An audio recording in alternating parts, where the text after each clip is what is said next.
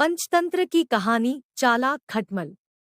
एक राजा के शयनकक्ष में मंदविसर्पिणी नाम की जू ने डेरा डाल रखा था।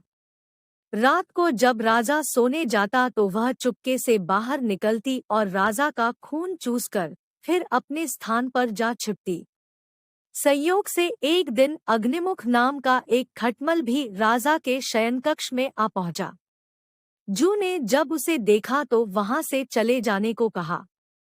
उसे अपने अधिकार क्षेत्र में किसी अन्य का दखल सहन नहीं था। लेकिन खटमल भी कम चतुर नहीं था। बोला, देखो, मेहमान से इस तरह बर्ताव नहीं किया जाता। आज रात मैं तुम्हारा मेहमान हूँ।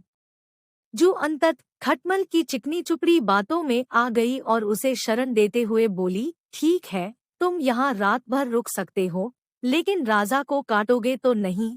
उसका खून चूसने के लिए खटमल बोला, लेकिन मैं तुम्हारा मेहमान है, मुझे कुछ तो दोगी खाने लिए। और राजा के खून से बढ़िया भोजन और क्या हो सकता है। ठीक है, जू बोली, तुम चुपचाप राजा का खून चूस लेना, उसे पीड़ा का एहसास नहीं होना चाहिए। जैसा तुम कहोगी बिल्कुल वैसा ही होगा, कहकर खटमल शयनकक्ष में राजा के आने की प्रतीक्षा करने लगा। रात ढलने पर राजा आया और बिस्तर पर पड़कर सो गया।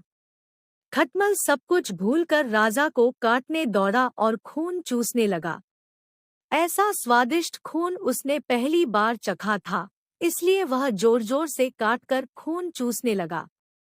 इससे राजा के शरीर में तेज खुजली होने लगी और उसकी नींद उचट गई। उसने क्रोध में भरकर अपने सेवकों से काटने वाले जीव को ढूंढकर मारने को कहा। यह सुनकर चतुर खटमल तो पलंग के पाए के नीचे छिप गया, लेकिन चादर के कोने पर बैठी जू राजा के सेवकों की नजर में आ गई। उन्होंने उसे पकड़ा और मार डाला। शिक्षा, जांच परख के बाद ही अनजानों पर भरोसा करें।